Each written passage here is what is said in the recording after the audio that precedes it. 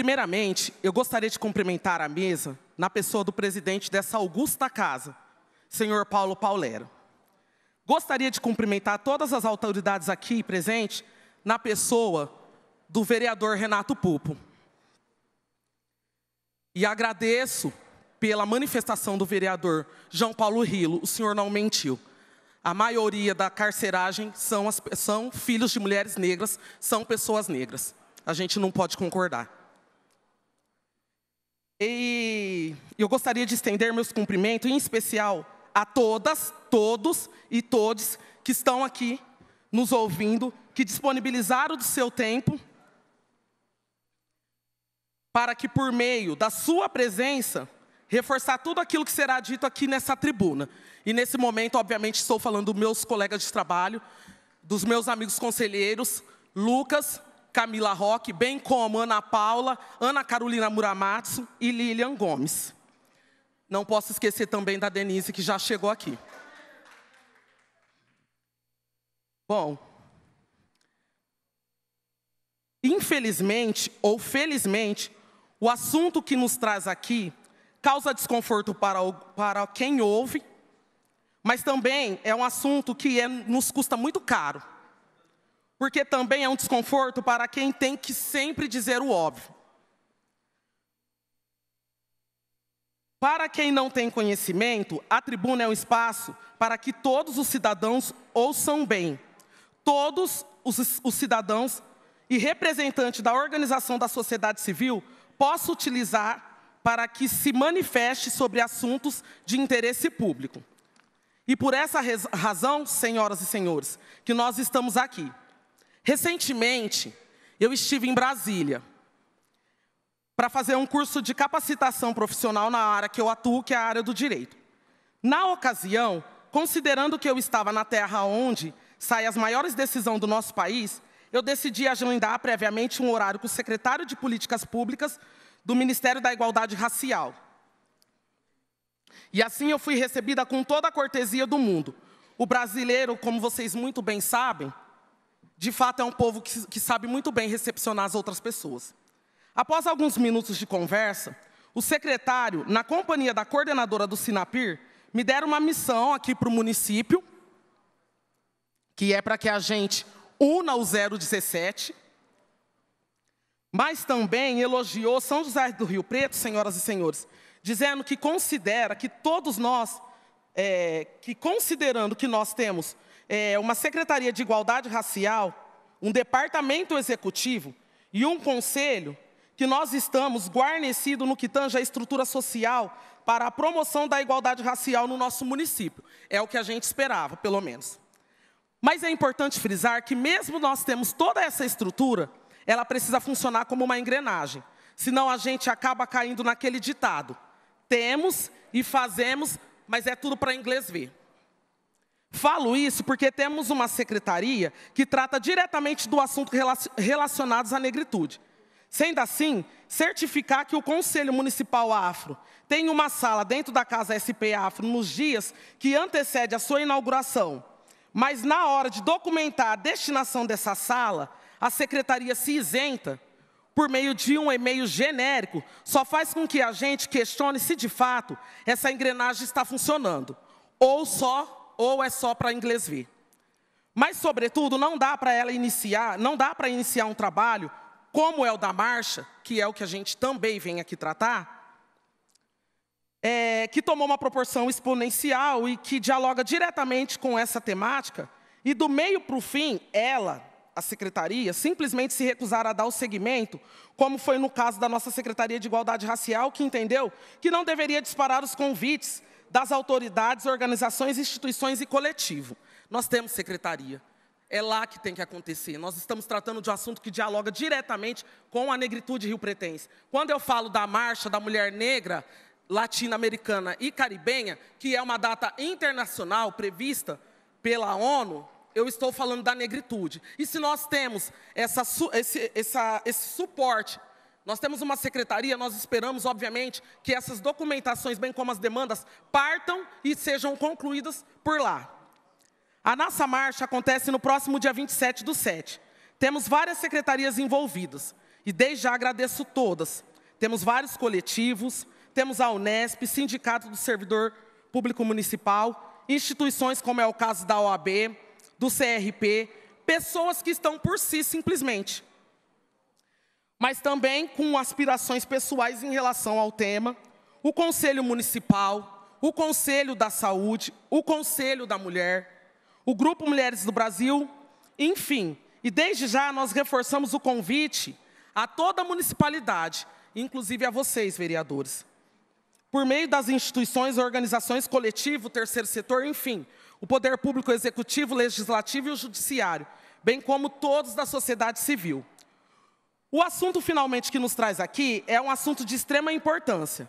Não é à toa que a Organização das Nações Unidas lutou para o reconhecimento do dia 25 de julho como o Dia Internacional da Mulher Negra, Latino-Americana e Caribenha.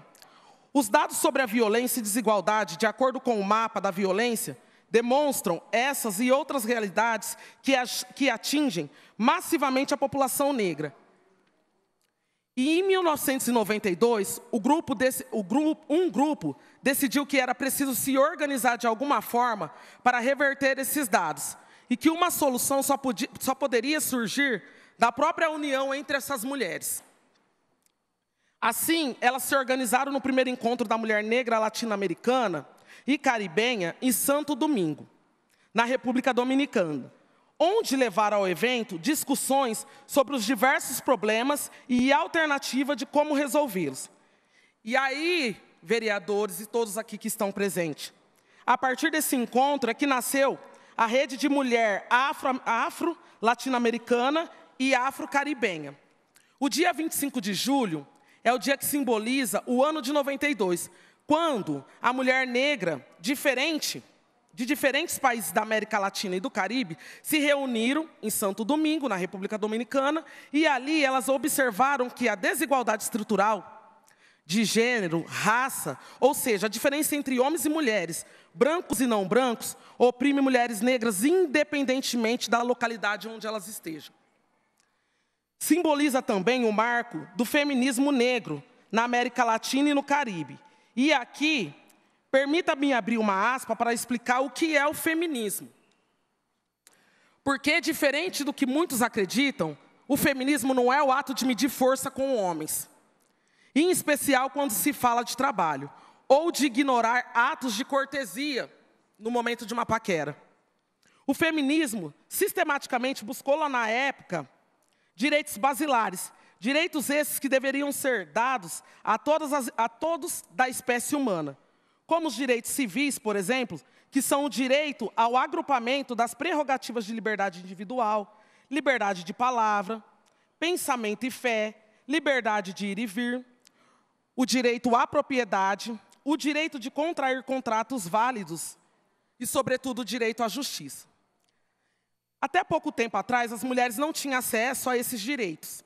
E quando fazemos esse recorte racial, entendemos que os dados relacionados à mulher negra e são ainda mais alarmantes. Por essa razão, falamos do feminismo negro, que lutava e luta primeiramente para que esses corpos sejam humanizados.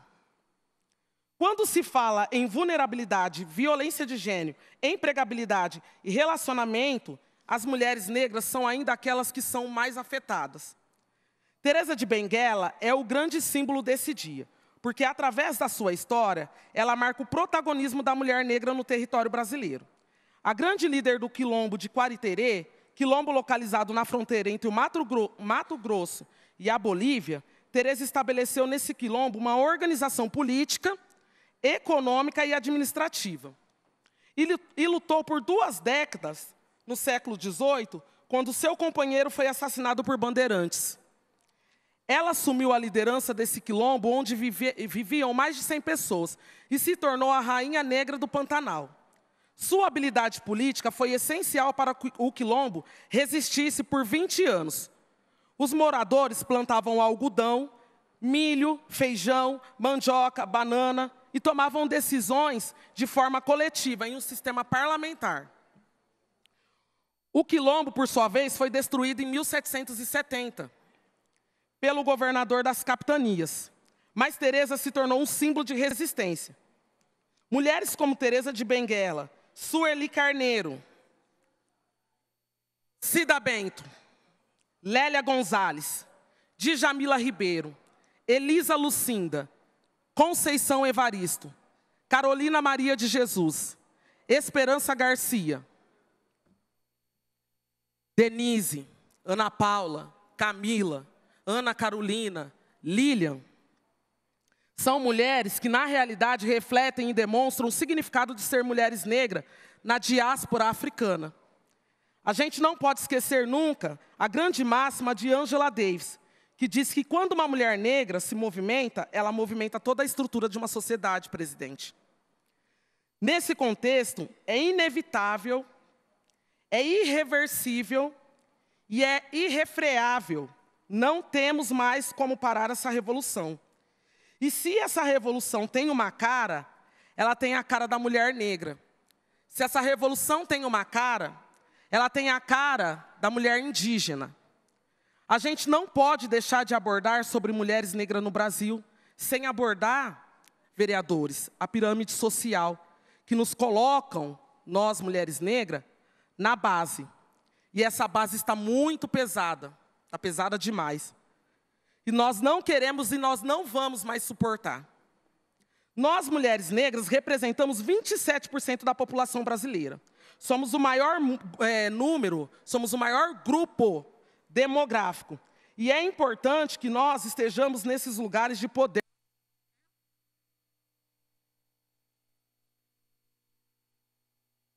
Que nós estejamos nesse lugar de poder, autoridade e decisão, para pensarmos numa nova sociedade. E eu chamo aqui todos os vereadores que estão aqui para pensar junto com a gente nessa sociedade. Mas as estatísticas estão nos mostrando o tempo inteiro que a presença das mulheres negras e indígenas nesses espaços ainda são muito baixa em relação às mulheres brancas e os homens. Isso porque, senhoras e senhores, os dados demonstram que as mulheres negras ainda estão confinadas dentro da casa dos senhores e senhoras servindo famílias, de forma domesticada. Não que haja demérito nessa profissão, pois foi por meio dela que minha mãe e eu sustentamos meus estudos na época da graduação da faculdade. E essa é a realidade da grande maioria das mulheres negras.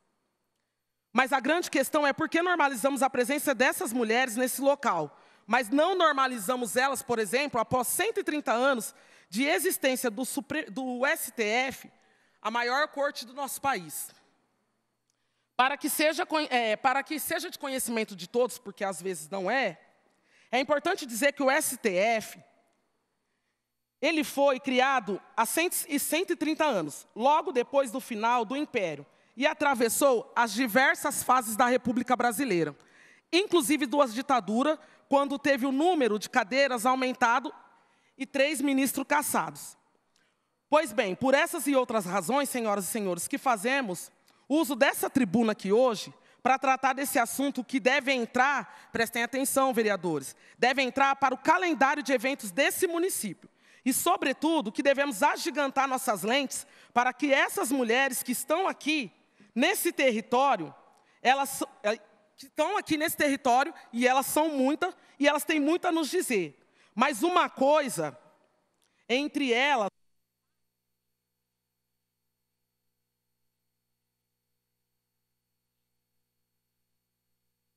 5 minutinhos eu concluo.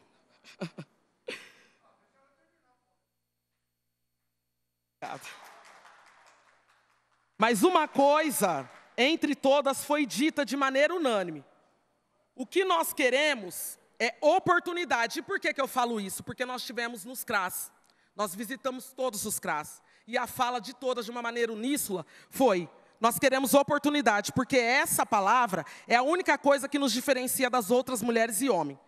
Portanto, senhoras e senhores, estamos aqui convidando a todos para o nosso seminário, no próximo dia 19/7, na sede da OAB. Eu gostaria muito que todos, ou a maioria, pudessem estar lá. A gente sabe que tem uma questão de agenda, mas convido todos, absolutamente todos, para estar lá. A segunda marcha da mulher negra, latino-americana e caribenha atuou nos 13 CRAS de São José do Rio Preto, e o objetivo foi abordar temas alusivos ao movimento e ouvir as demandas do nosso território.